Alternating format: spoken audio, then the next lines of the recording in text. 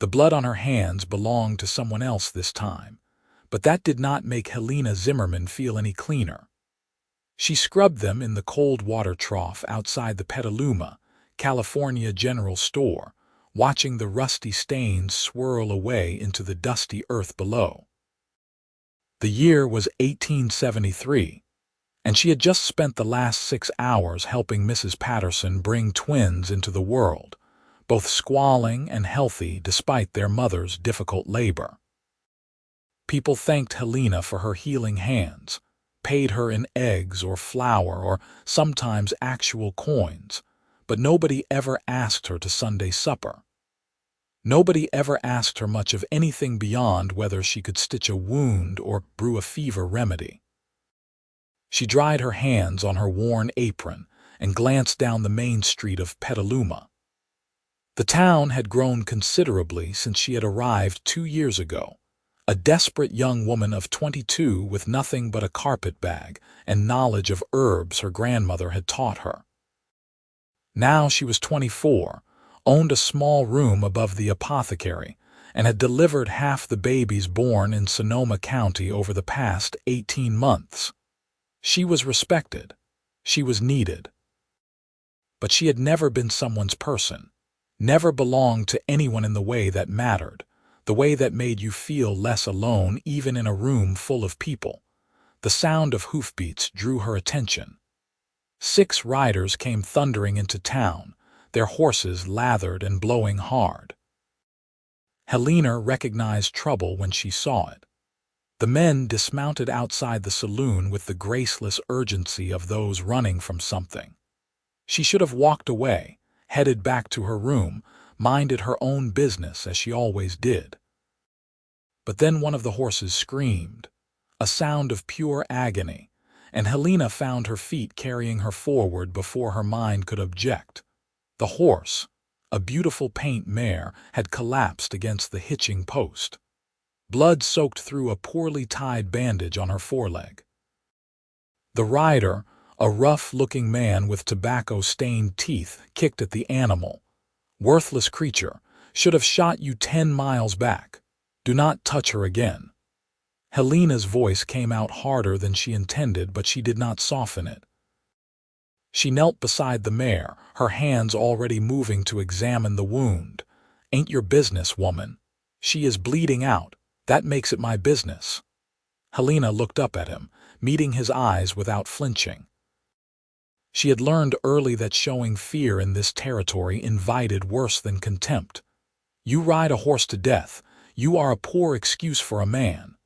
The rider's hand moved to his gun, but another voice cut through the tension like a knife through butter. "Marcus, get inside. Now." Helena turned her head to see who had spoken. The man stood apart from the others, taller by a few inches, with dark hair that needed cutting and eyes the color of storm clouds.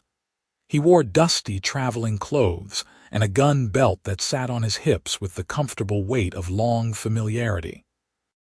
But it was not the gun that caught her attention. It was the way he looked at the horse with genuine concern that matched her own. "Xander, this is not your problem either," the man called Marcus growled. "I said get inside." The tall man, Xander, did not raise his voice, but something in it made Marcus spit on the ground and stalk toward the saloon. The other riders followed, casting curious glances back but not arguing. Helena turned her attention back to the mare. The wound was deep, a gash from barbed wire by the look of it and badly infected. "How long has she been like this?" 3 days. Marcus refused to stop. "We have been riding hard from Sacramento."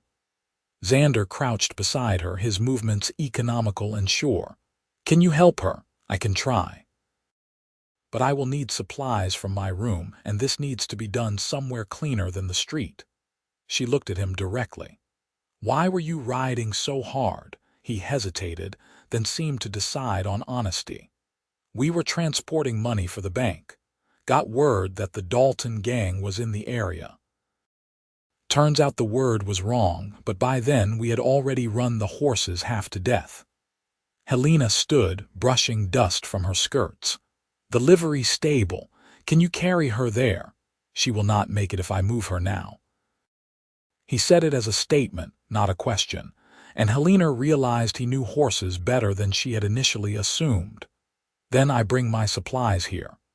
She met his eyes again, those gray depths that seemed to see more than she was comfortable with. "Do not let anyone else kick her." "I will be back in 5 minutes." She ran. Her room was 3 buildings down, up a narrow staircase that creaked under her boots. She grabbed her leather medicine bag, the one she had stitched herself from scraps traded for removing an arrow from a rancher's shoulder. Inside were her needles, her thread, her bottles of tincture and salve, and every remedy she had learned to make. She added clean cloth bandages from her trunk and was back on the street in the promised 5 minutes. Xander had not moved from beside the horse. He had removed his hat and was stroking the mare's neck, murmuring to her in a low voice.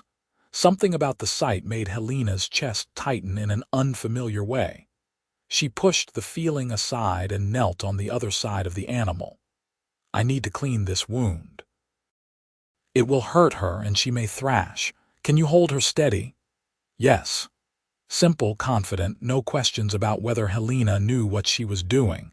She appreciated that more than he could know. The work was difficult. The wound was worse than she had initially thought, the infection spreading under the skin in angry red lines. She cleaned it with whiskey from her bag, irrigated it with boiled water that Xander fetched from the general store, picked out fragments of wire and dirt with steady fingers.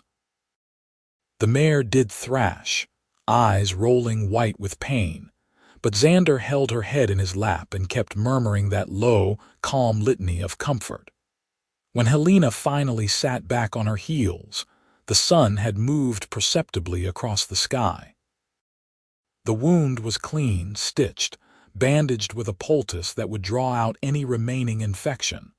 Her hands ached, and sweat had plastered her hair to her forehead despite the November chill in the air. "Will she live?"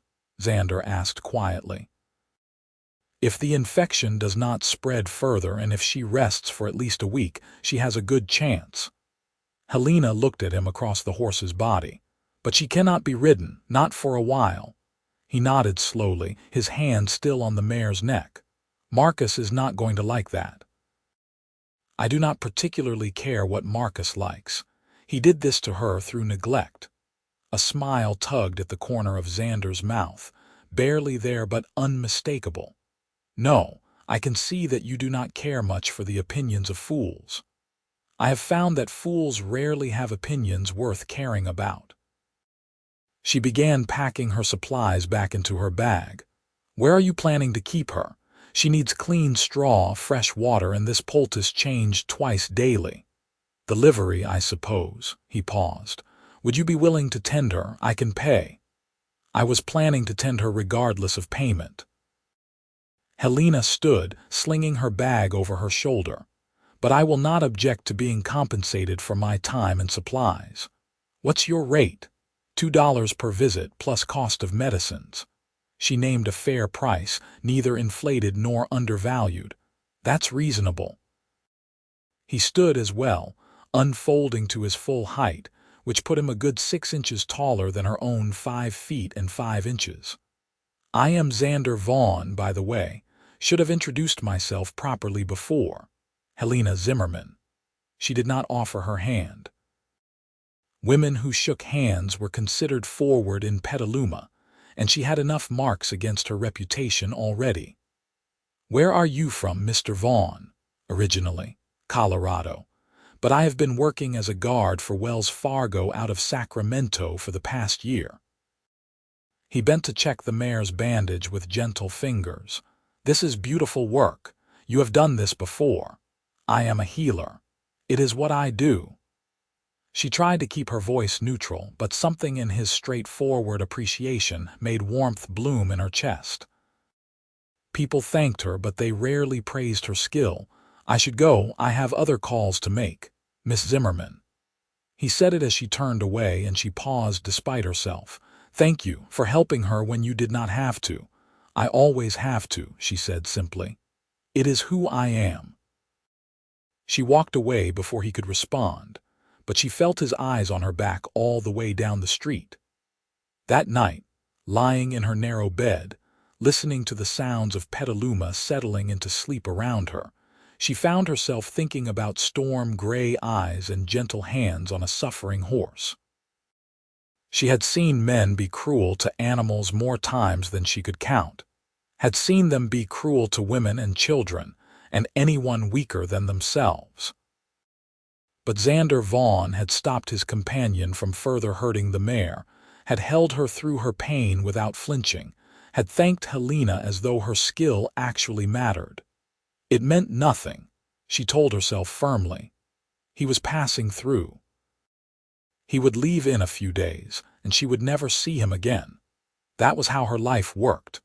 People came and went, and she remained, solitary and useful and utterly alone.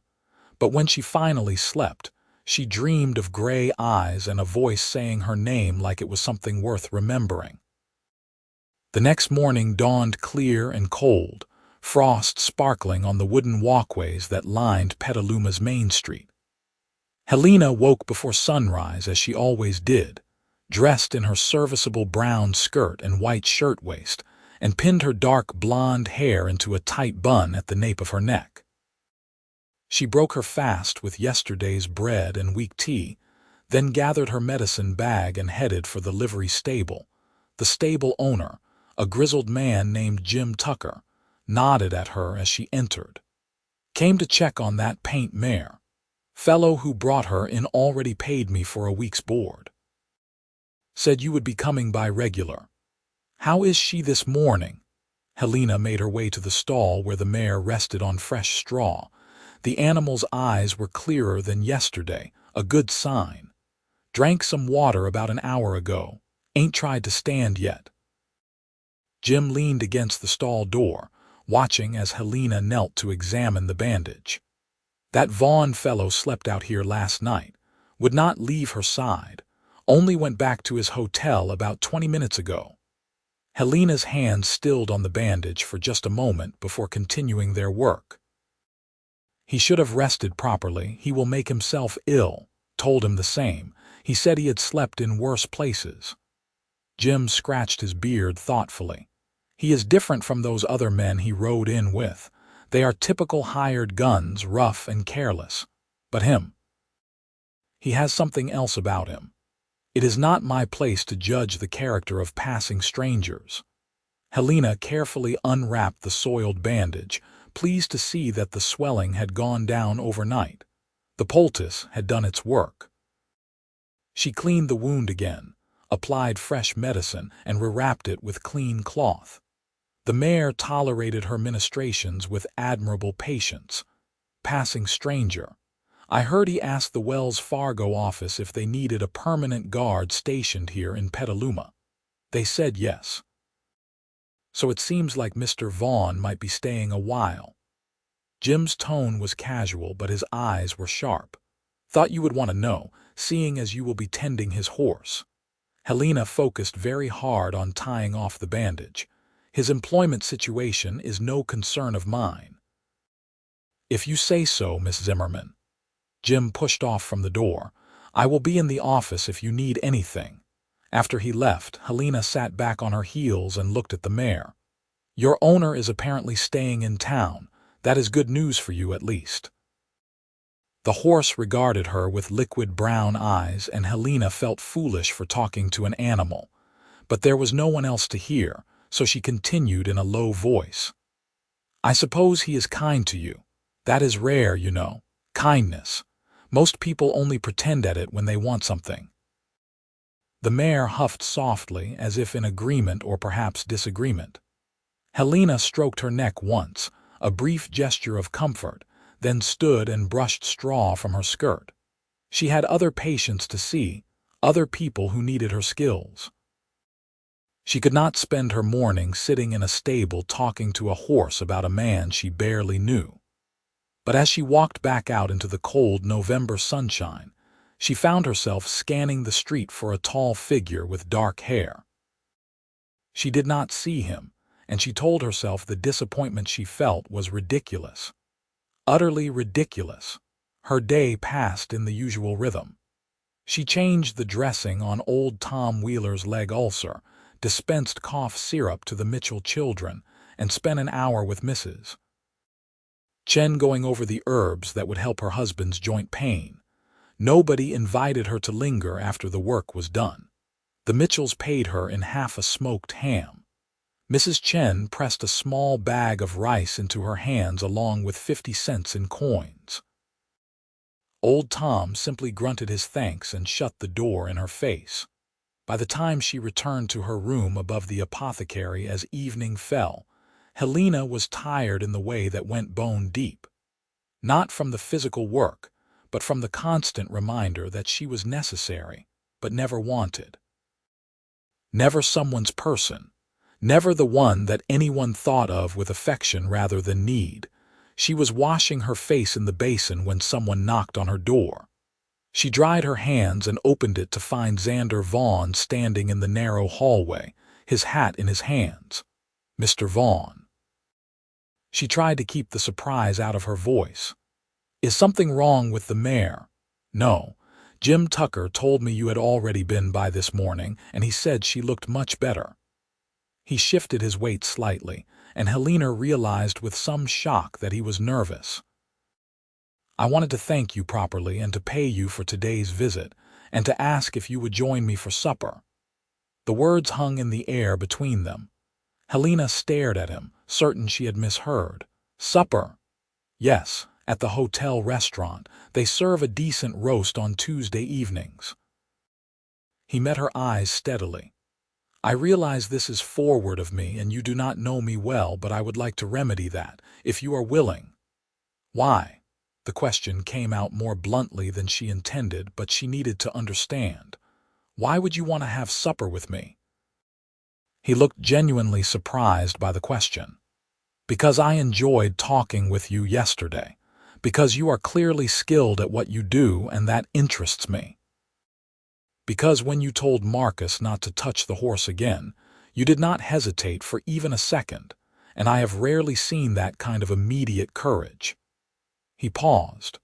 And because I am new to this town, and I would like to know someone here beyond the men I work with. They are not exactly stimulating company. Helena's throat felt tight. She wanted to say yes. The want of it shocked her with its intensity, but years of being the woman people used and then dismissed had taught her caution. People will talk. A woman having supper alone with a man she barely knows. Let them talk. I am not proposing anything improper, Miss Zimmerman. I am suggesting a meal and conversation. If you are concerned about propriety, we can ask someone to join us as a chaperone. He said it seriously, without a trace of mockery. No. The word came out softer than she meant it to. No, I am not concerned about propriety. I stopped worrying much about what people in this town think of me a long time ago. Then, is that a yes? She should say no. She should protect herself from the inevitable disappointment when he realized she was not interesting or charming or any of the things that made a woman worth pursuing beyond her usefulness. But when she opened her mouth, what came out was, yes, I will have supper with you. His smile transformed his entire face, made him look younger and less guarded. Good, can you be ready in half an hour? I know you must be tired from your day. Half an hour is fine. She stepped back into her room. I will meet you downstairs. After he left, Helena stood in the middle of her small room and wondered what in the world she had just agreed to. She owned 3 dresses. The brown one she wore for everyday calls, a gray one for when the brown was being washed, and a dark blue one she had bought 2 years ago for occasions that never came. She pulled the blue dress from her trunk, shook out the wrinkles as best she could, and changed quickly. The dress was simple, high-necked and long-sleeved, but the color brought out the blue in her hazel eyes. She unpinned her hair, brushed it until it shone, and repinned it in a softer style that allowed a few curls to frame her face. When she looked at herself in the small mirror above her washstand, she barely recognized the woman looking back. She looked younger, she realized, less worn down. Just the prospect of supper with someone who had asked for her company had smoothed away some of the hardness she wore like armor. "Do not be a fool," she told her reflection. "One supper means nothing." But as she walked down the stairs to meet Xander, her heart beat faster than it had in years. He was waiting at the bottom of the stairs, and when he saw her, something in his expression made her breath catch. He looked at her the way she had seen men look at women they found beautiful, and Helena had never been looked at that way before. She was not beautiful. She knew this. She was too tall, too thin, her features too sharp, her hands too marked with work. But in that moment, under the gaze of Xander Vaughn, she felt beautiful. "You look lovely, Miss Zimmerman." He offered his arm, and after a moment's hesitation, she took it. "Thank you. You did not need to wait down here. I could have met you at the hotel. I wanted to walk with you." He said it simply, as though it was the most natural thing in the world. They stepped out into the evening air, cool and crisp with the promise of winter. The hotel was only 2 blocks away, and they walked in companionable silence for a few moments before Xander spoke again. "Jim Tucker said you have been in Petaluma for 2 years. "Yes, I arrived in the spring of 1871. She watched their shadows stretch long in the light from the windows they passed. "I came from Ohio originally." "That's a long journey. What brought you west?" It was a natural question, but Helena still felt her shoulders tense.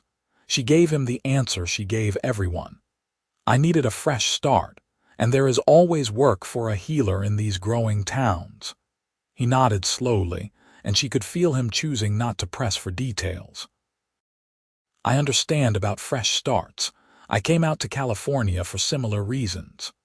"What did you do before you worked for Wells Fargo?" "I was in the Army for 4 years after the war ended. Cavalry, stationed in Wyoming and Montana." His voice was even, but she heard the weight of memory in it. "I saw things there that made me question what I was doing. So when my enlistment ended, I resigned my commission and looked for different work." Helena knew better than to ask what things he had seen. Men who had served in the territories during the Indian Wars rarely spoke of it, and the shadows in their eyes told enough. "That must have been a difficult decision." "It was the only decision I could live with." They had reached the hotel. Xander opened the door for her, and they entered the warmth of the lobby. The restaurant was off to the right, a modest room with a dozen tables covered in white cloths. It was early enough that only a few other diners were present. The server, a young woman named Molly whom Helena had once treated for a sprained wrist, showed them to a table near the window. Her eyes widened slightly at seeing Helena with a man, but she was professional enough not to comment. "The roast is good tonight, and we have fresh apple pie for dessert." "The roast for both of us, then, and coffee." Xander looked at Helena. "Unless you prefer something else, the roast is fine. And coffee, yes." She rarely ate in restaurants. The expense was too much when she could make do with bread and cheese in her room. But tonight she was determined to simply enjoy this unexpected gift of company and conversation. After Molly left, Xander leaned back in his chair and regarded Helena with open curiosity. "So you are a healer. Did you train with a doctor?" "No. I learned from my grandmother. She was a midwife and herbalist in Ohio, taught me everything she knew from the time I was a small child." Helena folded her hands on the table. She believed that healing was a calling, not just a profession, that we are put on this earth to help ease suffering where we can. "She sounds like a wise woman." She was. She died when I was 19, 5 years ago, but the loss still ached like a fresh bruise. After that, there was nothing keeping me in Ohio. No family. My parents died of cholera when I was 7. My grandmother raised me. She said it matter-of-factly, long past the point where speaking of it brought tears. "What about you? Do you have family in Colorado?" "A sister, Sarah. She is married to a rancher outside of Denver, has 3 children." A smile touched his face. "She writes me once a month to tell me I should settle down and find a good woman to marry. I think she worries that I am going to spend my life drifting from place to place." "And will you?" The question slipped out before Helena could stop it. "Drift from place to place?" He looked at her for a long moment, his gray eyes serious. "I thought I would, but lately I have been thinking that maybe it is time to put down roots somewhere, find a place that feels like home." Molly arrived with their coffee, saving Helena from having to respond. She wrapped her hands around the warm cup and took a sip, letting the bitter heat ground her. This was just supper, just conversation. She could not let herself read too much into his words. The food came shortly after, and it was as good as Xander had promised. They ate and talked, the conversation flowing with surprising ease. He asked about her work, and she found herself telling him stories she had never shared with anyone. About the baby she delivered during a thunderstorm, the mother half out of her mind with fear, until Helena had calmed her with steady words and steadier hands. About the boy who had fallen from a roof and broken his arm in 3 places, and how she had said it so well that the doctor from San Francisco who had arrived 2 days later had marveled at her work. "You love what you do," Xander said. It was not a question. "I do. It gives me purpose." She set down her fork. "But it is also lonely. People need me, but they do not want me. Not really. I am useful, not cherished." The words came out more honestly than she intended, and she felt heat rise in her cheeks, but Xander did not look uncomfortable or pitying. He simply nodded as though he understood completely. "I know that feeling. In the army, I was valued for my ability to fight, to follow orders, to not ask questions about what we were doing or why. But I was not valued as a person, as someone with thoughts and feelings beyond my usefulness as a soldier." He met her eyes across the table. "It is a hollow way to live." "Yes." She felt something loosen in her chest, some tight knot of loneliness she had carried for so long that she had forgotten it was there. Exactly that. They talked long after their plates were cleared, through cups of coffee and slices of apple pie that Molly brought without being asked. Helena learned that Xander loved horses the way she loved healing, with a passion that went beyond mere skill. That he read poetry when he could find it, which surprised her until he quoted a few lines of Longfellow with easy familiarity. That he had taught himself to cook decent trail food, but could not bake bread to save his life. That he believed people should be judged by their actions, not their circumstances. And slowly, carefully, she found herself telling him things she had never told anyone. About how her grandmother had been considered strange by their Ohio community, too independent and outspoken for a woman. About how Helena had inherited that strangeness, that inability to simply be quiet and agreeable when she saw suffering that could be prevented. About how she had left Ohio because the man she had been engaged to had told her she would need to give up her healing work after they married, that it was unseemly for his wife to be touching other people's bodies, even in the service of medicine. "You broke the engagement?" Xander asked quietly. "Yes," he said. "I had to choose, him or my calling." She looked down at her coffee cup. "It was not even a difficult choice, which I suppose told me everything I needed to know. I gave him back his ring, packed my things, and bought a ticket on the next westbound train." "He was a fool to ask you to give up something so fundamental to who you are." Helena looked up sharply. "Most people think I was the fool. A woman of 22, turning down a respectable marriage to go chasing after something as uncertain as working as a healer in the West. Most people are wrong." He said it with such conviction that something inside her chest cracked open. You chose to be true to yourself. That takes more courage than most people ever manage. She had to look away, blinking against the sudden burn of tears. No one had ever said such things to her. No one had ever suggested that her choice had been brave rather than reckless or selfish or foolish. "Thank you," she managed to say, "for understanding. Thank you for telling me." He reached across the table and covered her hand with his. The gesture was brief, respectful, but the warmth of his palm against her knuckles sent something electric racing through her. "I am glad you came to Petaluma, Helena, even if it was a difficult road that brought you here." It was the first time he had used her given name, and hearing it in his deep voice made her pulse quicken. "I am glad you came here too, Xander." They walked back to her room slowly, neither of them seeming eager for the evening to end.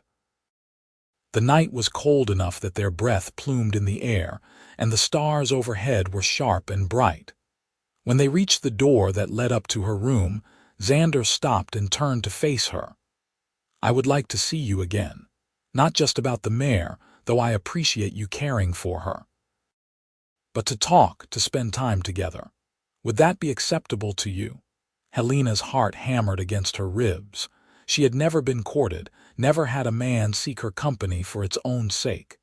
The unfamiliarity of it terrified her, but the hope that bloomed in her chest was stronger than the fear. "Yes," she said, "that would be acceptable."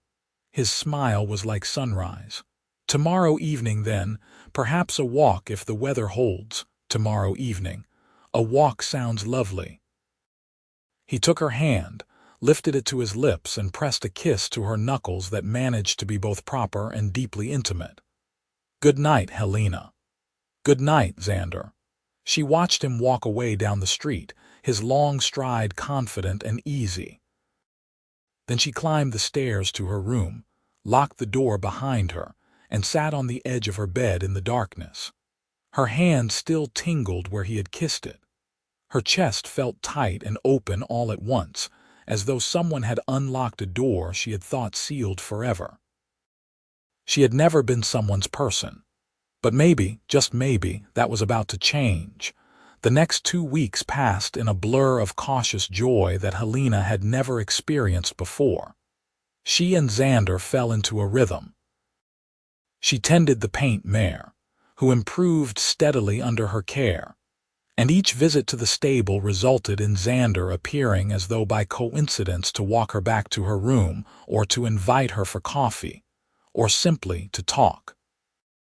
They took walks along the creek that ran past the edge of town, their conversations ranging from the profound to the trivial with equal comfort. He told her about his childhood in Colorado, about learning to ride before he could properly walk, about his father who had died in a mining accident when Xander was 14. She told him about the patients who frustrated her and the ones who touched her heart, about her dreams of perhaps opening a proper clinic someday if she could ever save enough money. The people of Petaluma noticed, of course. Helena felt their eyes tracking her and Xander when they walked together down the main street. She heard the whispers in the general store, saw the speculative looks from the women who had never invited her to their sewing circles or church socials. But for once, she did not care what they thought. Let them whisper.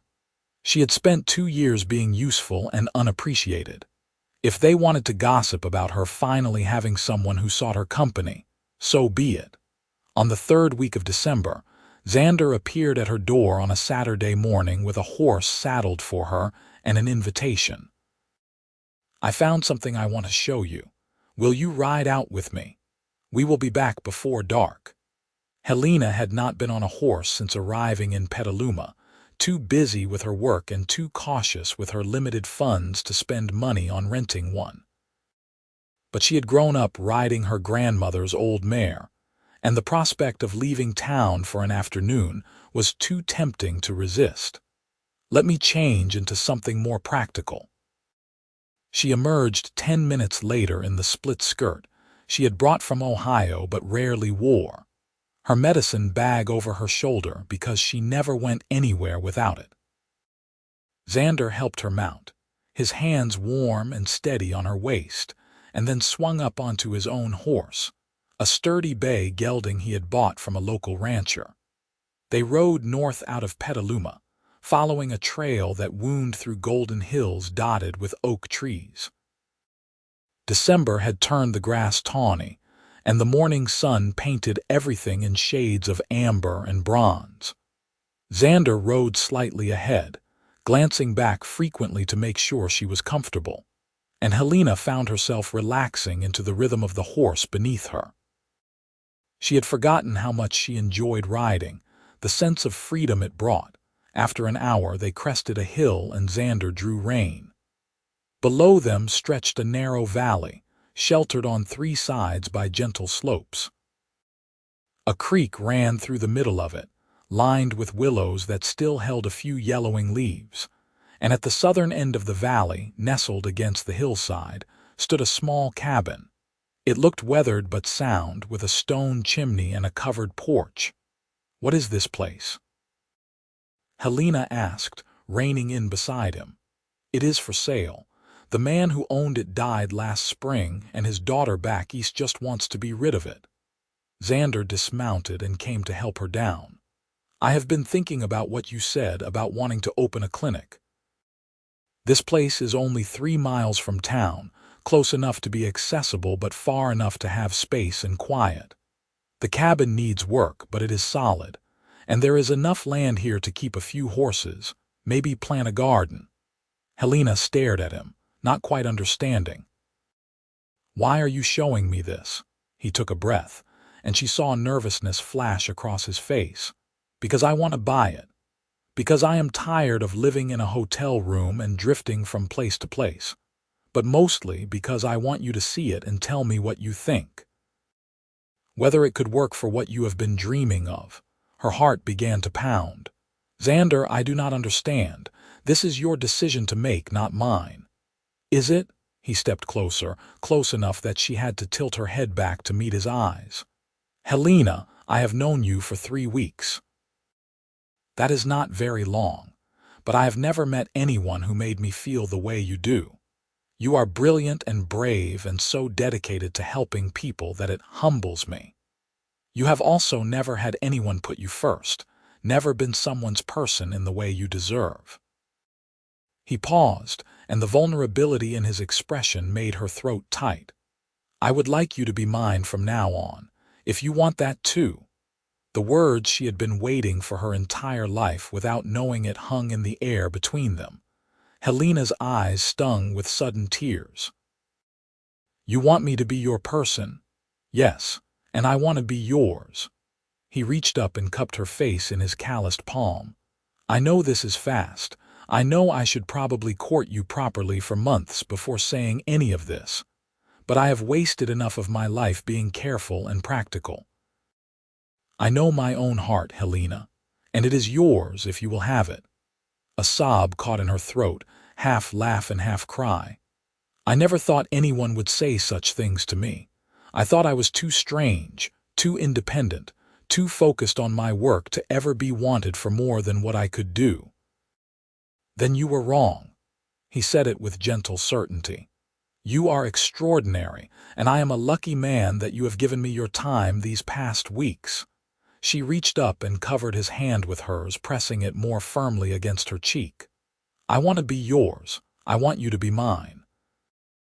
I want all of this, even though it terrifies me." "Why does it terrify you?" "Because I have never had anything this good, and I am afraid that if I let myself believe in it, it will be taken away." The admission cost her, but he deserved the truth. "I cannot promise you that nothing bad will ever happen." His thumb brushed away a tear that had escaped down her cheek. "But I can promise you that I am not going anywhere, that I choose you, Helena. Every day, for as long as you will have me, I choose you." She kissed him.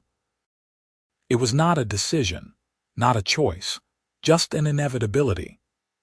She rose up on her toes and pressed her lips to his, pouring into that kiss all the loneliness and longing and desperate hope she had carried for so long. He made a sound low in his throat and gathered her close, his arms coming around her like he was afraid she might disappear. The kiss was everything she had never known to want, tender and fierce and full of promise. When they finally broke apart, both breathing hard, Xander rested his forehead against hers. "So is that a yes? You will let me court you properly with a mind toward making this permanent?" "Yes," she laughed, the sound bright and free. "Yes, Xander, yes to all of it." They spent the rest of that afternoon exploring the cabin and the land around it. The inside was dusty and full of cobwebs, but the structure was sound. There were 2 rooms, one larger space that could serve as both living area and clinic, and a smaller room that could be a bedroom. The stone fireplace drew well, and the roof did not leak. The porch would be perfect for patients to wait if the weather was fair. "I have some money saved," Xander said as they stood on the porch looking out at the valley. "Enough to buy this place and fix it up. It would take most of what I have, but I think it would be worth it." Helena thought of her own savings, meager but carefully hoarded over 2 years of work. "I could contribute some as well, for medical supplies and equipment if this is truly going to be a clinic." He turned to her with a frown. "Helena, I was not suggesting this so you would spend your money, I know. But if we are truly going to be partners, then we share the burdens as well as the joys." She met his eyes steadily. "I want to invest in this dream, in our dream, if you will let me." The smile that spread across his face was radiant. "Our dream. I like the sound of that." They rode back to Petaluma as the sun was setting, painting the hills in shades of gold and crimson. Helena felt lighter than she had in years, as though something heavy she had been carrying had finally been set down. When they reached her door, Xander kissed her again, slow and sweet, before reluctantly pulling away. "I will talk to the owner's daughter tomorrow about the property. Start the process of buying it." He tucked a strand of hair behind her ear. "But Helena, I want to do this right. I know we have talked about a future together, but I want to court you properly before we make any permanent decisions. You deserve that. How long of a courtship are you thinking?" She tried to keep her voice light, but hope and impatience warred in her chest. 6 months. Long enough for you to be absolutely certain that this is what you want, that I am what you want." He said it seriously, and she realized he was as nervous about this as she was, equally afraid of moving too fast or not fast enough. 6 months, she agreed.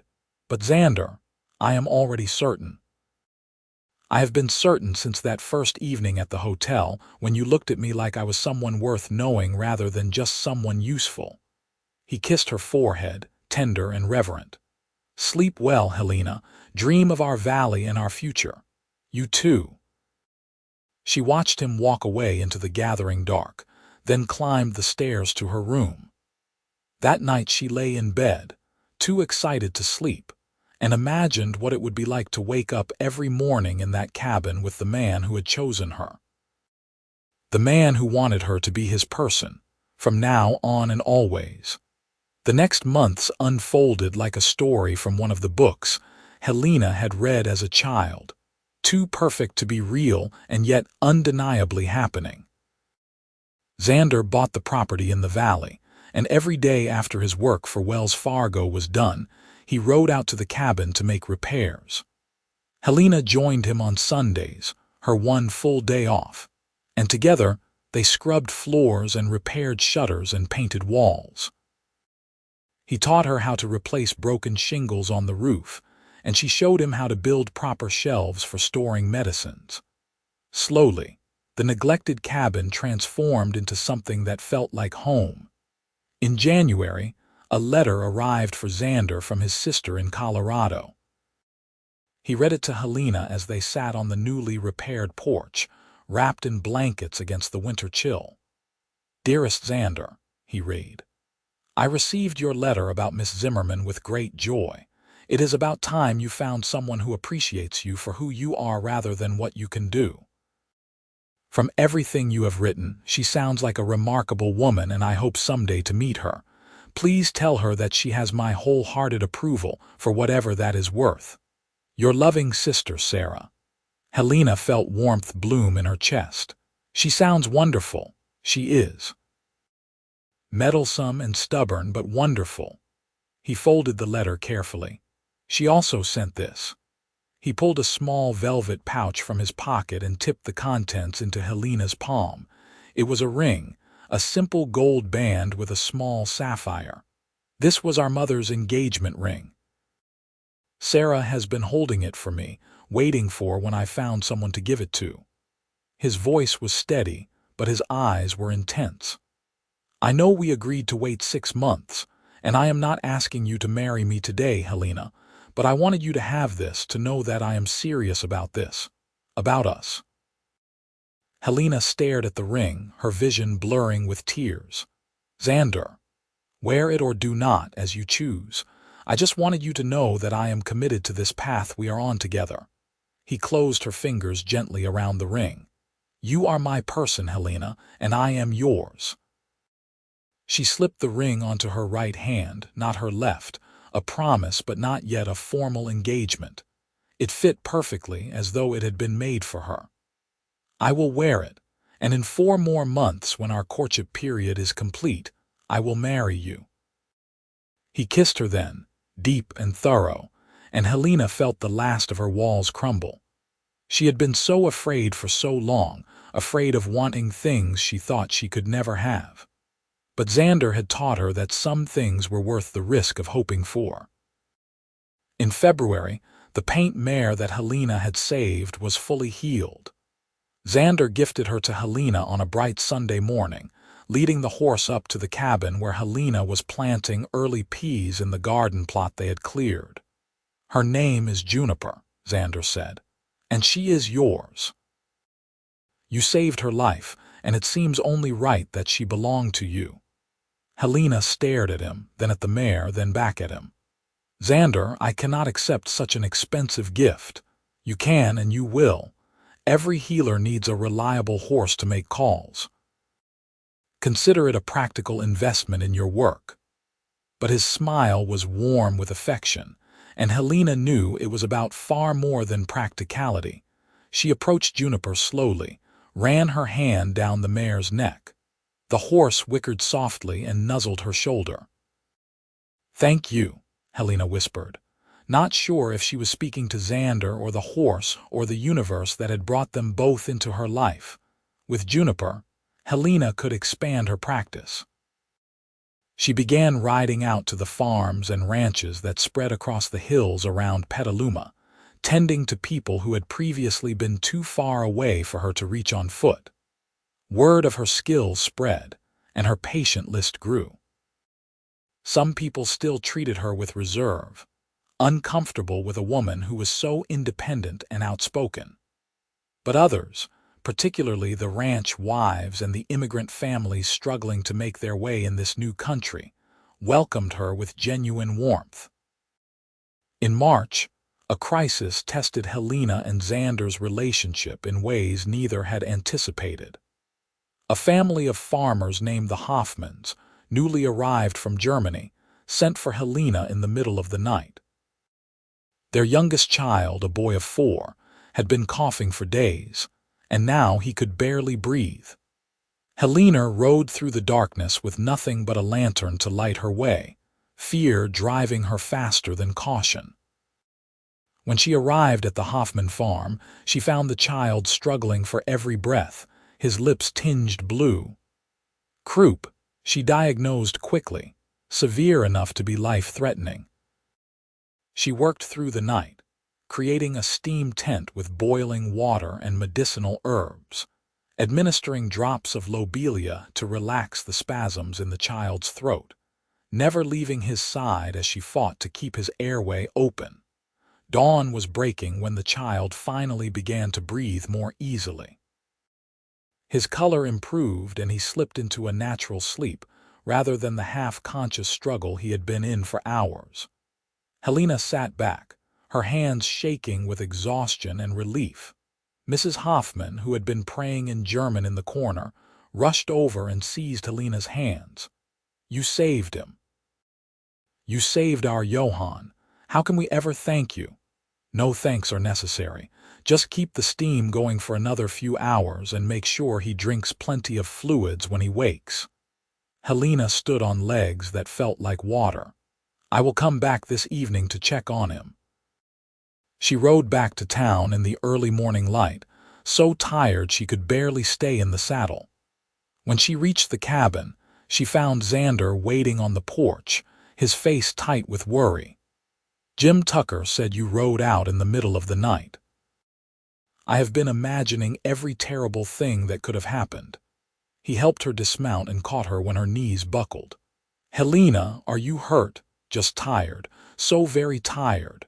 She leaned against him, let him take her weight. "A child was dying. I had to save him." He swept her into his arms and carried her into the cabin, laid her on the bed in the small bedroom. "You cannot keep doing this. Riding out alone at all hours, pushing yourself until you collapse. What if something happened to you?" "People need me, Xander. That is what I do. I help people." She tried to sit up, but he gently pushed her back down. "I know, and it is one of the things I love most about you. But you are also my person now, Helena, and I need you to take care of yourself as well as everyone else."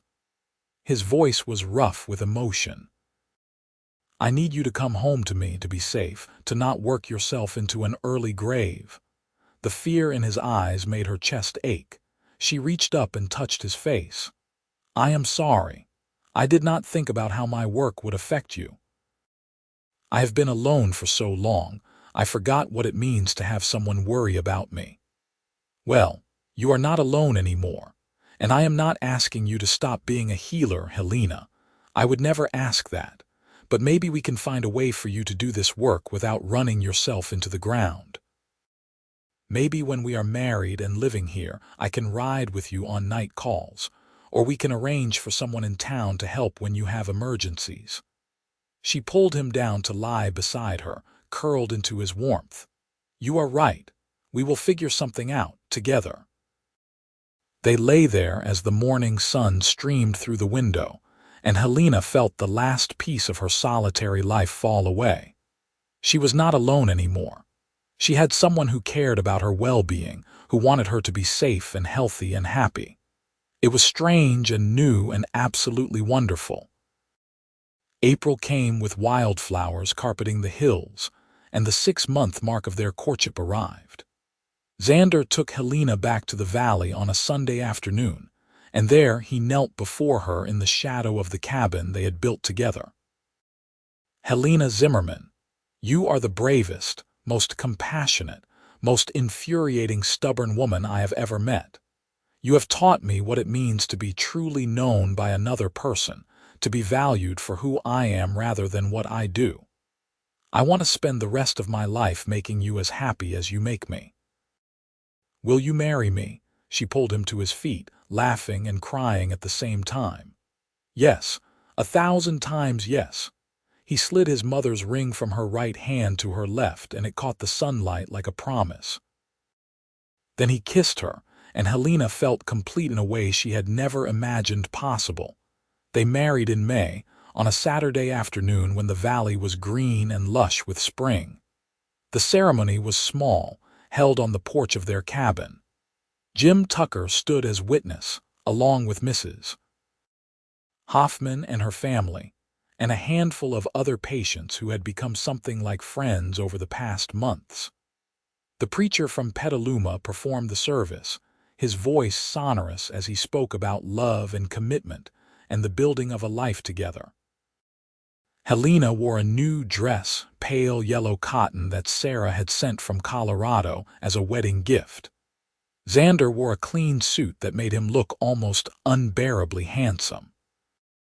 And when the preacher pronounced them husband and wife, when Xander kissed her before God and their small gathering of witnesses, Helena felt tears stream down her face. "Why are you crying?" Xander whispered against her lips. "Are you not happy?" "I am happy. I am so happy I can barely contain it." She cupped his face in her hands. "I never thought I would have this. A home, a husband, a place where I belong. You gave me all of that, Xander." "No," he smiled, that beautiful open smile that transformed his whole face. "We gave it to each other. You are mine and I am yours. From now on and always." The small group of guests stayed for a simple supper, and then they left, riding back to Petaluma in the golden evening light. Jim Tucker was the last to go, clapping Xander on the shoulder and pressing a kiss to Helena's cheek. "You two take care of each other. And Helena, try not to work yourself to death, even though I know that is what you will try to do." After everyone had gone, Xander and Helena stood on the porch and watched the stars come out over their valley. He wrapped his arms around her from behind, and she leaned back against his chest, feeling his heart beat steady and strong. "Are you afraid?" he asked quietly. "About tonight?" She knew what he was asking. They had been careful during their courtship, nothing more than kisses and embraces, saving everything else for marriage. "A little," she admitted. "I have never been with anyone before, but I trust you, Xander, completely." "I will be gentle," he promised. "And if you want to stop at any point, we stop. This is about both of us, Helena, about joining our lives in every way." He led her inside to the bedroom they would now share, and in the soft lamplight they came together as husband and wife. He was patient and tender, careful of her inexperience, and when there was pain he held her through it and whispered words of love and comfort. And after the pain came pleasure, a slow building wave that left them both breathless and clinging to each other. Later, as they lay tangled together in the darkness, Xander tracing lazy patterns on her back, Helena felt a peace settle over her that she had never known. She was someone's person now. She belonged to him and he to her, and that belonging was freely chosen and deeply cherished. "I love you," she whispered into the darkness. "I love you too," he replied, his voice rough with emotion. "My Helena, my wife, my person." She fell asleep in his arms, secure in the knowledge that she had finally found her home. The next months passed in a blur of joy and work. Helena officially opened her clinic in the cabin, and patients began coming from all over Sonoma County. Xander continued his work with Wells Fargo, but arranged his schedule so he was home most evenings. They fell into a rhythm of married life, learning each other's habits and quirks, finding joy in the small domestic moments. Xander learned to braid her hair in the mornings when she was running late for a call. Helena learned to make the strong coffee he liked, and to leave him in peaceful silence for the first 15 minutes after he woke. In June, a letter arrived from Sarah announcing that she and her family would be visiting California in August. Helena read the letter with excitement and nervousness in equal measure. She wanted Xander's sister to like her, wanted to be accepted by his family in the way she had never been accepted by her own community in Ohio. "She will love you," Xander assured her when she voiced her concerns. "How could she not? You are everything I told her you were and more." Sarah arrived in mid-August with her husband Thomas and their 3 children. She was a whirlwind of energy, tall like her brother with the same gray eyes. Within 5 minutes of meeting Helena, she had pulled her into a tight embrace and declared, "I knew you were perfect for him the moment I read his first letter about you. Welcome to the family, Helena." The visit was chaotic and wonderful. The children ran wild in the valley, delighted by the freedom after weeks of travel. Thomas and Xander spent hours talking about horses and the challenges of ranch life versus working for Wells Fargo. And Sarah and Helena sat on the porch in the evenings, talking about everything from medicine to marriage to the challenges of being women who did not quite fit the mold society expected. "I was worried when Xander left the army," Sarah confessed, one evening as they shelled peas for supper. He seemed so lost, so uncertain about who he was without the structure of military life.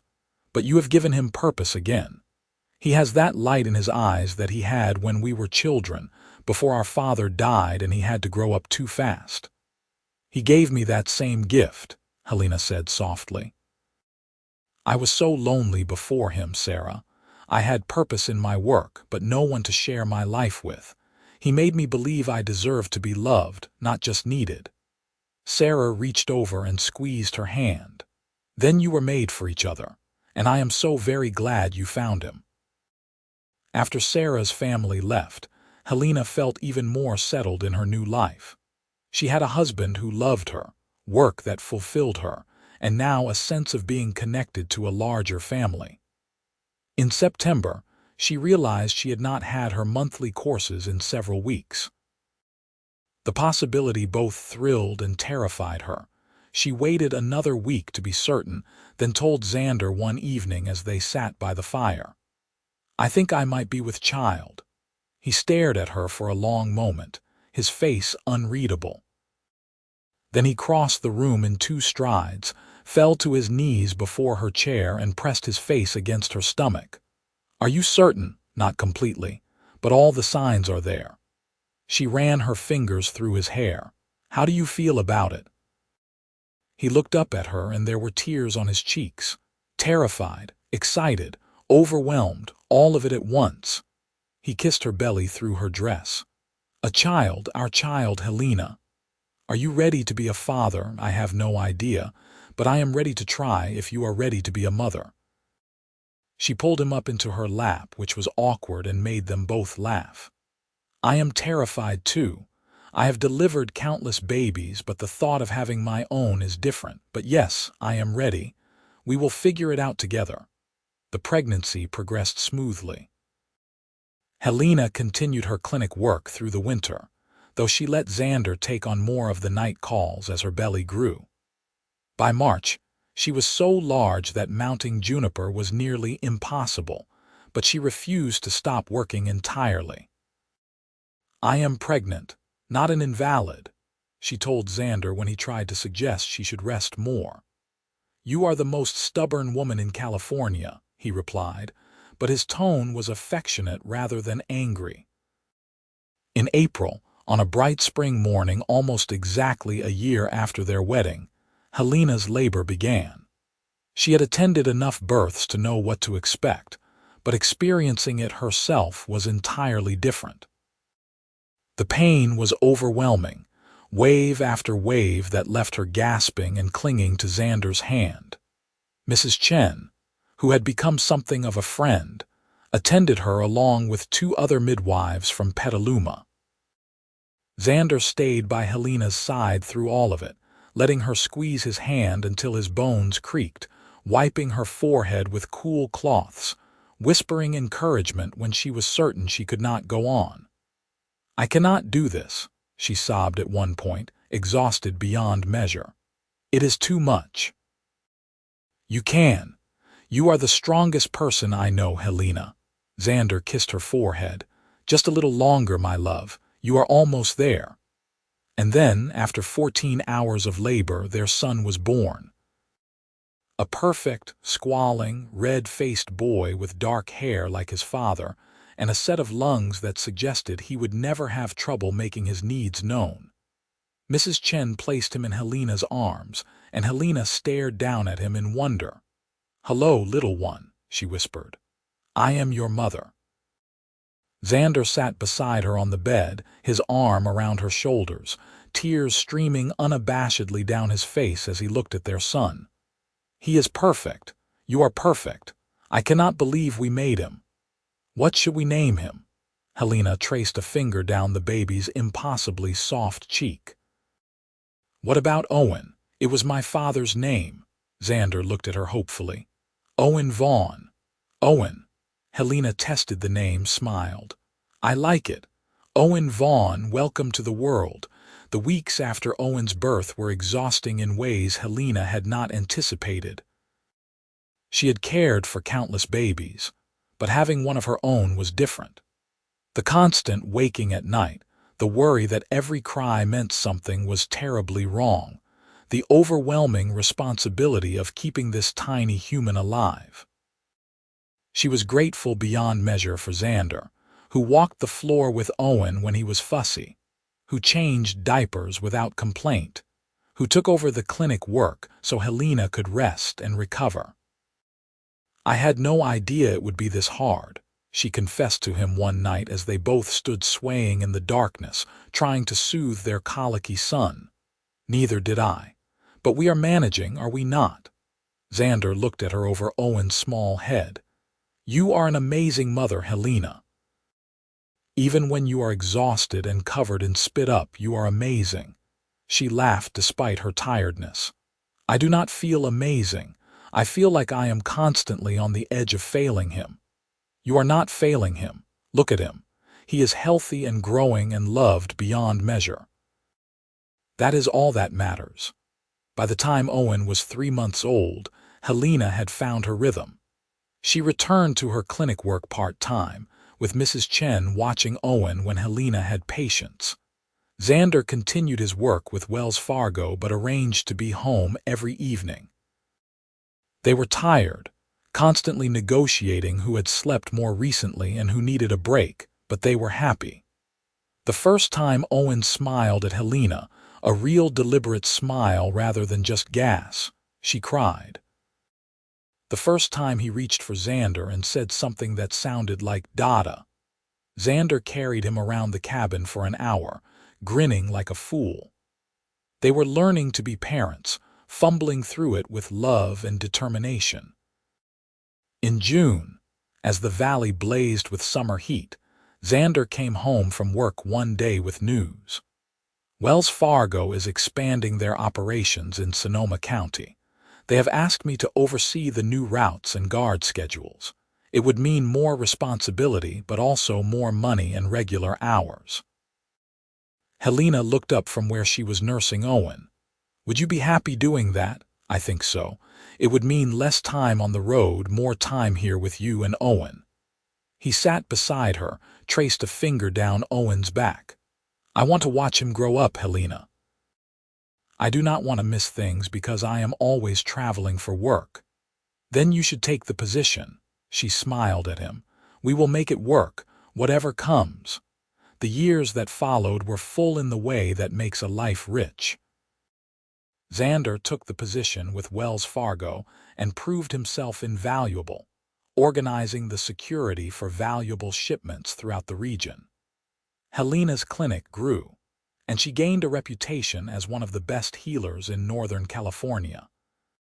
People came from as far away as San Francisco to consult with her on difficult cases. Owen grew from a colicky baby into a boisterous toddler with his father's gray eyes and his mother's stubbornness. He loved horses almost as much as he loved following Helena around the clinic, watching her work with wide-eyed fascination. When he was 2, Helena discovered she was pregnant again. This time she was less terrified, more confident in her ability to manage both motherhood and her work. Their daughter, Mary, was born in January of 1877, a calm and peaceful baby who seemed to arrive in the world already certain of her place in it. Owen was initially suspicious of this tiny interloper who took up so much of his mother's attention, but within weeks he had appointed himself her devoted protector. "My baby," he would declare to anyone who came near Mary, standing between her cradle and any perceived threats with his little arms crossed. Xander and Helena would exchange amused glances over their children's heads, marveling at how their lives had changed. 5 years ago, Helena had been alone, convinced she would never have a family. And now here she was, with a husband who loved her fiercely, 2 beautiful children, and work that filled her with purpose. But life in the West was never entirely smooth. In the summer of 1878, drought struck Sonoma County. The creeks dried up, crops failed, and desperation drove some men to violence. Xander's work became more dangerous as robberies increased. Helena tried not to worry every time he left for work, but fear became her constant companion. One evening in August, Xander did not come home at his usual time. Helena tried to tell herself there were a dozen innocent explanations, but as the hours stretched on, her anxiety grew. She put Owen and Mary to bed, then paced the cabin, watching the road for any sign of him. It was nearly midnight when she heard hoofbeats. She ran to the door and flung it open to find Xander dismounting from his horse. Even in the darkness, she could see something was wrong. He was moving stiffly, favoring his left side. "Xander," she ran to him, and in the moonlight she saw blood on his shirt. "You are hurt. It is not as bad as it looks," but his voice was strained with pain. "We were ambushed on the way back from a delivery. I took a bullet, but it went clean through. I just need you to clean it and bandage it up." She got him inside, lit every lamp in the cabin, and made him sit while she cut away his shirt. The wound was high on his left shoulder, and he was right that the bullet had passed through. But it was still serious, bleeding heavily and at risk of infection. Her hands shook as she cleaned the wound, and Xander noticed. "Hey, I am all right, Helena. I have had worse than this." "That does not make me feel better." She focused on her work, fell back on her training to steady herself. "You could have been killed. Those men could have killed you and I would have lost you. But they did not. I am here and I am fine." He caught her wrist gently. "Look at me, love." She met his eyes and her own were wet with tears. "I cannot lose you, Xander. I cannot raise our children alone. I cannot go back to being alone. You are not going to lose me. It will take more than a few desperate outlaws to separate me from you." He cupped her face in his hand. "I promised you forever, Helena. I intend to keep that promise." She finished bandaging him with shaking hands, then collapsed against his good shoulder and cried. He held her, murmuring comfort, and eventually her tears subsided. "I am sorry. You are the one who was hurt, and here I am falling apart. You have every right to be upset. This was frightening for both of us." He kissed the top of her head. "But we are all right. We are together. That is what matters." After that night, Xander and Helena had a serious discussion about the risks of his work. He agreed to be more careful, to not take unnecessary chances. And Helena made him promise that if the danger ever became too great, he would resign from Wells Fargo and find other work. Their life together, their family, was too precious to risk for any job. The years continued to pass, marked by the small joys and challenges of family life. Owen started school in Petaluma, riding into town each morning on a pony that Xander had trained for him. Mary grew into a bright, curious child who loved books and asked endless questions about everything. Helena's clinic continued to thrive, and she trained a young woman named Elizabeth to assist her, grateful to have help as her family and practice both demanded more of her time. In 1880, when Owen was 7 and Mary was 3, Helena discovered she was pregnant again. She was 31 now, and this pregnancy was harder than the previous 2. She was tired all the time, her back ached, and there were days when she wondered if she had the energy to manage another child on top of everything else she was juggling. But when their second son, James, was born in April of 1881, all her doubts vanished. He was a tiny thing, smaller than his siblings had been, but fierce in his determination to be heard. Xander held him and laughed. "This one has your stubborn spirit, I think. Poor child. He will have a difficult life." But Helena smiled as she said it. Exhausted but happy, with 3 children, life became even more chaotic. The cabin that had seemed so spacious when it was just Helena and Xander now felt cramped. They added on 2 more rooms, extending the cabin north into the hillside. Owen and James would share 1 room, Mary would have the other, and Helena and Xander would keep the original bedroom. The construction took months, and during that time, they all learned patience and flexibility. Owen, now 8, was old enough to be helpful, keeping Mary entertained while Helena worked or cared for James. Xander worked on the addition in the evenings and on Sundays, his skilled hands shaping wood and stone into a solid structure that would protect their growing family. By the fall of 1881, the addition was complete, and they settled into their expanded home.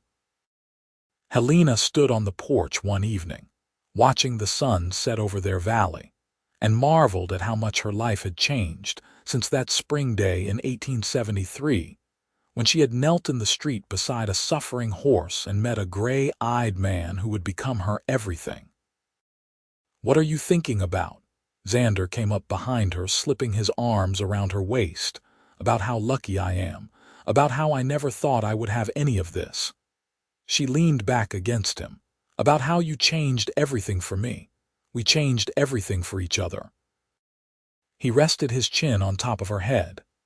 "I was lost before I met you, Helena, just drifting through life without purpose or connection. You gave me a reason to put down roots, to build something that matters." Inside the cabin, they could hear Owen reading a story to Mary and James, his young voice serious and careful over the words. It was such a simple moment, so ordinary, and yet it filled Helena with a happiness so profound it almost hurt. "I love you," she said quietly. "I do not say it enough, but I love you with everything I am. I know, and I love you the same." He turned her to face him, kissed her with the easy familiarity of years together, but also with the passion that had never faded between them. "You are still my person, Helena. After all these years, you are still mine and I am still yours. From now on and always," she agreed, echoing the words they had said to each other so many times over the years. The next decade passed in the steady rhythm of a well-lived life. Owen grew into a serious young man who loved medicine as much as his mother did. By the time he was 15, he was assisting Helena in the clinic, showing a natural talent for healing. Mary developed a passion for teaching and declared her intention to become a schoolteacher. James, the baby who had grown into a wild, energetic child, was horse-crazy like his father and spent every spare moment in the barn or riding through the valley. Xander, now in his 40s, had risen to a senior position with Wells Fargo, overseeing security operations for all of Northern California. The work was demanding but safer than his earlier years as a guard, and he was home most nights for supper. His dark hair had started to show threads of silver, and there were lines around his eyes from years of squinting into the sun. But Helena thought he had never been more handsome. She herself had changed too. At 42, her body bore the marks of 3 pregnancies and years of hard work. Her hair was still more blonde than gray, but there were silver strands appearing. Her hands were scarred from countless medical procedures. Her back sometimes ached from long days in the clinic. But she was content in a way she had never imagined possible. In the spring of 1891, a letter arrived that would bring their lives full circle. It was from a women's medical college in San Francisco, inviting Helena to lecture on frontier medicine and her techniques for managing difficult births. The letter was respectful, even admiring, acknowledging her reputation as one of the finest healers in California. "You should go," Xander said when she showed him the letter. "This is a tremendous honor, Helena. I do not know, leaving the clinic for a week, being away from you and the children." She worried the edge of the letter between her fingers. "What if something happens while I am gone? Then we will manage. Owen is perfectly capable of handling routine cases, and Elizabeth has been your assistant for over 10 years now. And the children and I survived before you came into our lives. We will survive for a week while you are being brilliant in San Francisco." He kissed her forehead.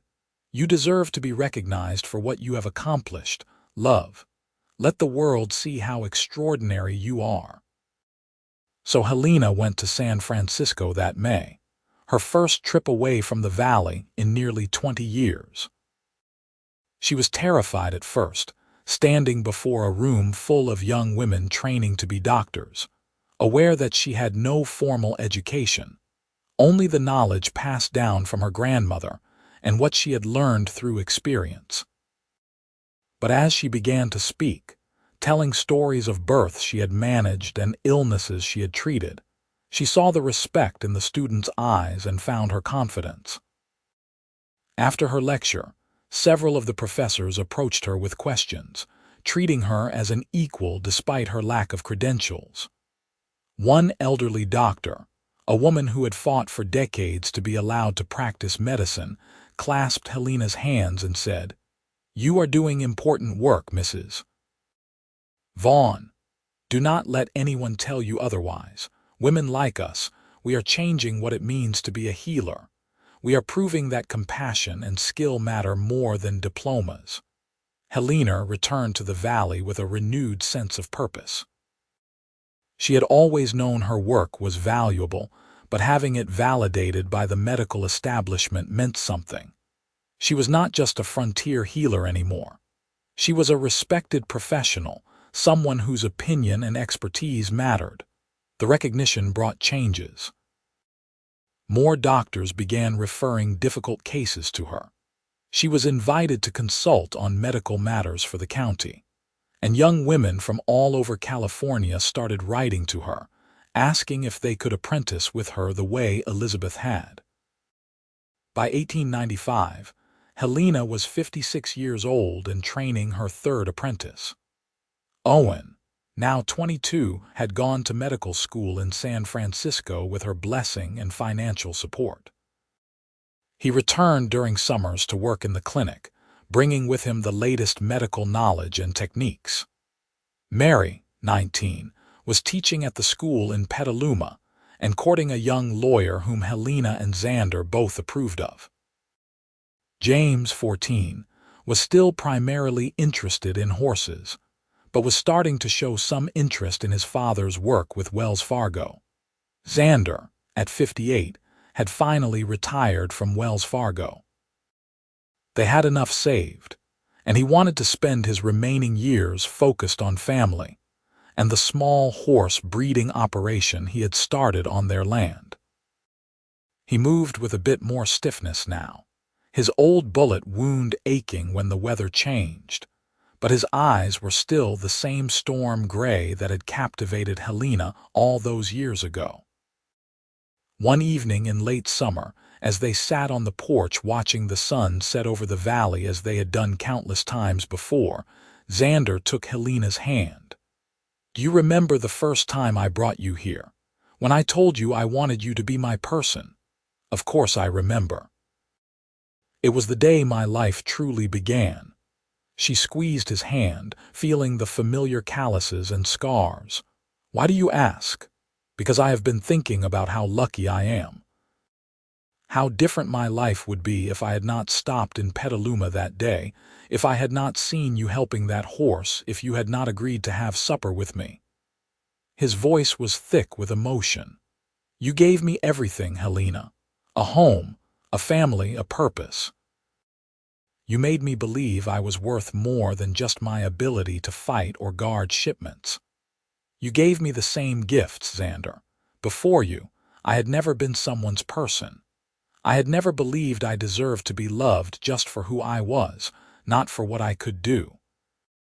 She turned to look at him fully, this man who had chosen her and kept choosing her every day for over 20 years. "You taught me that I was worthy of love. That is the greatest gift anyone has ever given me." He leaned over and kissed her, gentle and sweet. "I would do it all again, you know. Every hard moment, every frightening night, every challenge we faced. I would do it all again because it led me here to you, to this life we built together." "So would I," she whispered against his lips. 1,000 times over. Inside the cabin, they could hear James playing his harmonica, a jaunty tune that made them both smile. Their children were growing up, building their own lives, but the foundation Helena and Xander had built remained strong. This valley, this home, this love they had created from two lonely people finding each other against all odds. The sun sank below the hills, painting the sky in shades of pink and gold. Helena rested her head on Xander's shoulder, and he wrapped his arm around her, and they sat together in the peaceful quiet of a summer evening. Two people who had started out alone, who had found each other when neither was looking, who had built a life of meaning and love and family. "I was thinking," Xander said after a while, "when Mary gets married next spring, we should throw a real celebration, invite everyone who has been part of our lives here, show them what we have built." "That sounds perfect." Helena smiled at the thought. "A celebration of family and community and all the good things we have been blessed with. And after that, maybe we take a trip. Visit Sarah in Colorado, meet all the nieces and nephews we have only heard about in letters, see something of the world beyond this valley." "You want to leave California?" Helena looked at him in surprise. Xander had rarely left Petaluma in the years since they married. "Not forever. Just for a few months. Owen can manage the clinic and James is old enough to handle the horses. I want to have adventures with you, Helena. Before we are too old to enjoy them." She laughed at that, delighted by his enthusiasm. "We are not so old yet. And yes, I would love to travel with you, to see new places and have new experiences, knowing we will always come home to this valley." "To this valley and to each other," he agreed. Always to each other. The next year brought changes and celebrations.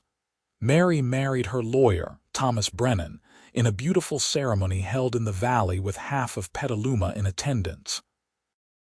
Helena wore a dress of deep blue silk that Mary had insisted on buying for her, and Xander wore his best suit. They danced at their daughter's wedding, held each other close, and marveled at how fast time had flown. Owen announced his engagement to a fellow medical student, a brilliant young woman named Catherine, who had impressed Helena immediately with her intelligence and compassion. James, now 16, was showing signs of the man he would become, tall and serious and devoted to the horses he helped his father breed and train. And true to their word, Helena and Xander took their trip. They traveled to Colorado in the fall of 1896, spending 2 months with Sarah and her family. It was wonderful to be with Xander's sister again, to meet the nieces and nephews who had grown from children into adults with families of their own. Sarah, now 62, was still as energetic and opinionated as ever, and she and Helena spent hours talking about everything from medicine to politics to the challenges of growing older. On the journey back to California, they stopped in Denver and visited the theater, something neither of them had done in decades. They held hands in the darkened theater like young lovers, and afterward they walked the streets of the city, marveling at the electric lights and the crowds. "This world is changing so fast," Xander said as they stood on their hotel balcony, looking out at the lit-up city. "Sometimes I can hardly recognize it from the world I grew up in." "Change is not always bad," Helena replied. "Look at all the good things that have come from progress. Medical advances that save lives, technology that makes work easier. Our children will see things we cannot even imagine. As long as they remember what matters. Family, love, taking care of each other. Those things should not change, no matter how different the world becomes." Helena leaned against him, content in his embrace. "We have taught them well. They know what is important." They returned to California in December, arriving home to find the valley blanketed in an early snow. The cabin glowed with lamplight, and smoke rose from the chimney. Owen had been staying there to watch over things, and he had a fire going and stew waiting for them. "Welcome home," he said, embracing them both. "We missed you." "We missed you too," Helena replied, looking around at the home they had built, the life they had created. "But it is good to be back. This is where we belong." The years continued their steady march. Helena and Xander settled into the rhythm of their older years, still active but gradually slowing down. Helena trained more apprentices, passing on her knowledge to a new generation of healers. Xander's horse breeding operation grew, and his animals became sought after throughout California for their intelligence and calm temperaments. They became grandparents, first to Mary's children and then to Owen's. The valley filled with the sound of grandchildren playing, with laughter and noise and life. Helena taught her granddaughters about herbs and healing, while Xander taught the grandsons to ride and care for horses. They were both determined that these children would know they were loved and valued, not just for what they could do, but for who they were. In the spring of 1903, Helena and Xander celebrated their 30th wedding anniversary. Their children organized a surprise party, inviting friends and family from all over California. The cabin overflowed with people, with food and music and joy. As the evening wound down and guests began to leave, Helena and Xander escaped to the porch. They sat in the chairs they had placed there decades ago, holding hands, watching the stars come out over their valley. 30 years, Helena said softly. "Sometimes it feels like yesterday that we met, and sometimes it feels like I have known you my entire life." "I was just thinking the same thing." Xander raised her hand to his lips, kissed her knuckles gently.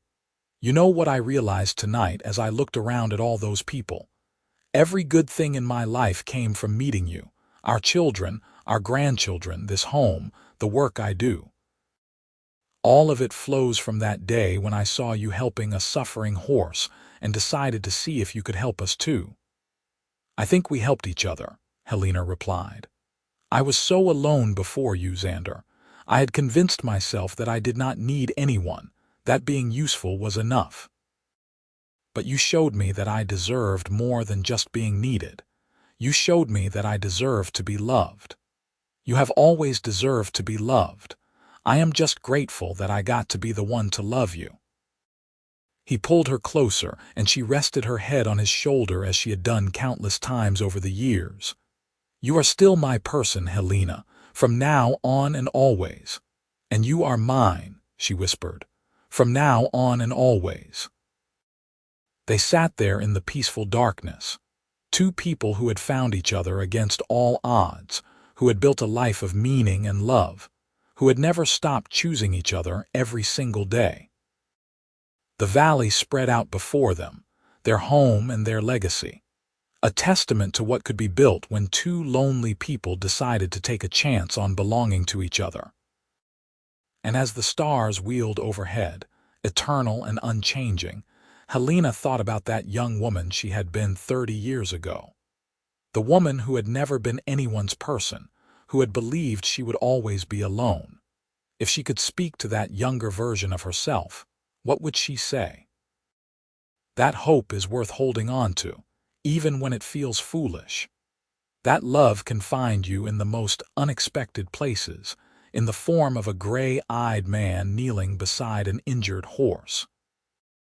That being someone's person is not about losing yourself, but about finding a place where you belong, where you are cherished for exactly who you are.